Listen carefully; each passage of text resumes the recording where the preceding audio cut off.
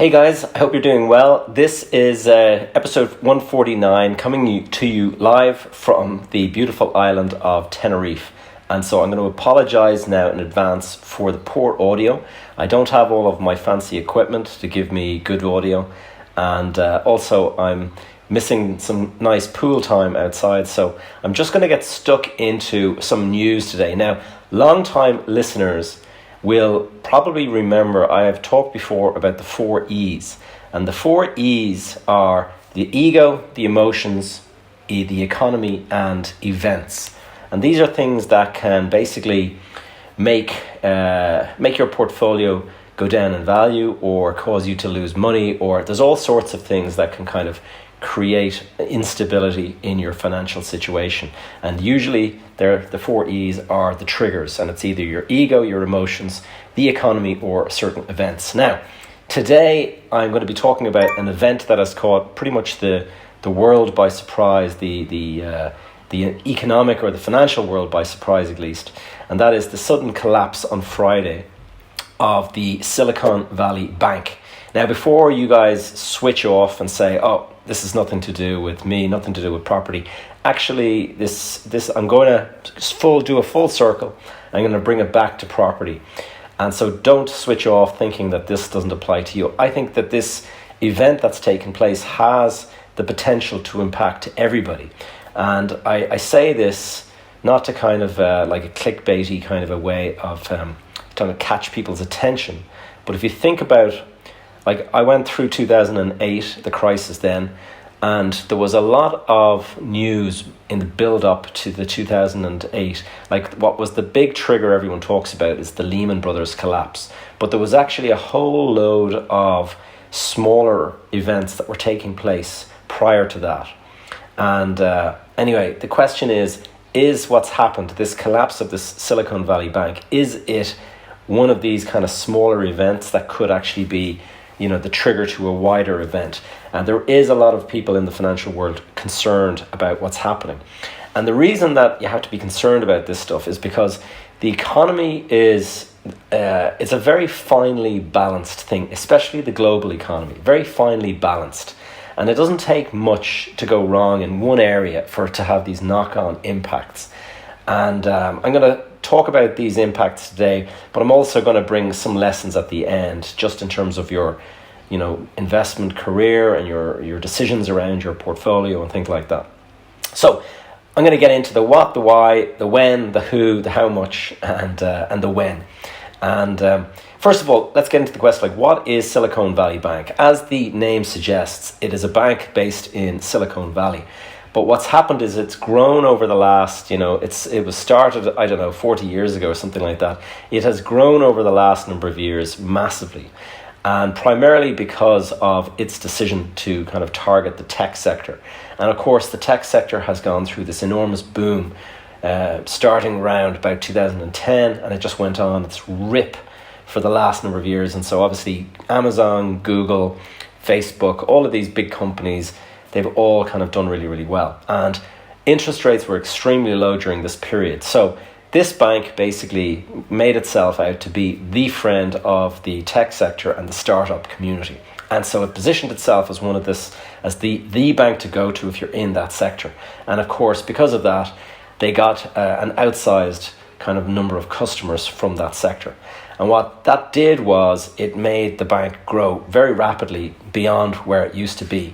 This bank is currently, as of the day before the collapse, was the 16th largest bank in the US. And there's quite a lot of banks in the US, so that is saying something. Now, what's interesting is back in this collapse of this bank is now that it's the largest bank to have collapsed since 2008. So that'll tell you something about the situation that we're in. But what's really interesting is just kind of what's caused all of this and what it has. It's amazing how the knock-on impact of uncertainty and of certain things that kind of people don't expect, okay? So we've been on this rip with interest rates really low for a long time. And then the pandemic happened and everybody started to pump money into the economy and all that. Now, there was a lot of people warning about inflation. Those, warnings seem to have gone unheeded. And sure enough, inflation has come back with a bang. We're dealing with the largest or the highest inflation in the last 40 years. And so obviously we're in a place that a lot of people don't really know what to do because they haven't got experience of this kind of thing. And what happened prior to this inflationary sort of spike is the tech companies were all doing really, really well. Interest rates were so low, everyone was into risk. People were going and buying NFTs, and they were buying crypto, and they were buying all these kind of like risky assets on the basis that it was better to go and put your money into a risky asset than into the more stable stuff that had kind of boring, not very interesting returns. And so a lot of these companies, these startups, were able to raise money really, really easily. And because they raised money really, really easily, they would go and they'd have a couple of customers, and next minute they're worth 50 million on paper. And they would go out, they'd do a fundraise, and they'd raise all this money. Now, the way it works in the tech sector is that these companies, they raise money because they're not actually making any money a lot of the time. They have a great idea, but they don't have any revenue from that idea yet. And so what happens is they go out and they look for investors to put money in to help them scale the business whilst it doesn't have any money. And the idea is always that when we get to a certain size, we'll become profitable. And so these guys will go out and they'll raise a load of money, and that will be what they often use the term a runway. And so you might have 18 months of a runway or 24 months of a runway. And what that means is you have enough money to last you 18 to 24 months. And so they'll go out and they'll raise maybe, say, 50 million. And that 50 million, the investors that put that money in, they'll get shares in this company, and that company will go and put that money away on deposit, and they will use it then to fund salaries and expansion and whatever they need to do. Now, which bank did they go and put all of their money into? Of course, they put it into Silicon Valley Bank, because it was the one that was, the friend of the startups and all that. So over the last 5 years or so, Silicon Valley Bank has been receiving billions in these startup funds that have been put in just to put their runway money on deposit. Now, the problem is that all of this money came in, and what are they able to do? What is the bank able to do with that money? Well, the bank has to put a certain amount of it aside because of the rules from the 2008 crash. They put all these rules around the amount of money that you have to hold on deposit. And so they had to hold a certain amount of cash on deposit. These guys decided that they didn't want to go and put their money on deposit earning zero interest, which is understandable. They'd like to make a profit. So what did they do? They went and looked for the most profitable bonds and treasuries and things like that that they could earn the maximum amount of interest on. And so they went and they put it into long-term, 10-year, treasury bonds might pay 2%. 30-year treasury bonds might pay 3%. So these guys would say, well, it's better to earn 2.5% or 3% or whatever than putting money on deposit and having access to it in 3 months, but you're getting zero interest. And so this is what they decided to do. The problem is, all of a sudden, these guys have gone and they've bought these bonds, 30 years maturity, paying them a nice interest rate at 3%, but nobody predicted that inflation was going to be a thing. And when inflation became a thing, and then suddenly the Fed started to increase interest rates, and you've seen that here in Europe, we've seen that with the ECB increasing interest rates, you've seen it in the UK with the Bank of England increasing interest rates, and it's all shot up much quicker than anyone expected because inflation is much higher than anybody expected. And what is the problem with that? Well, the problem is that now that it's more difficult to raise money, these startups are burning through their cash. And as they go and they say, right, we've got to pay another month of salary payments, let's go and get some money out from the bank.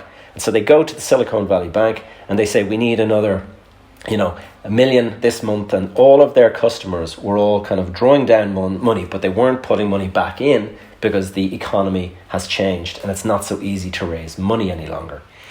And so all of a sudden you have a situation where there's a liquidity crisis. The bank needs to get money to be able to pay all of these drawdowns, but where are they going to get it from?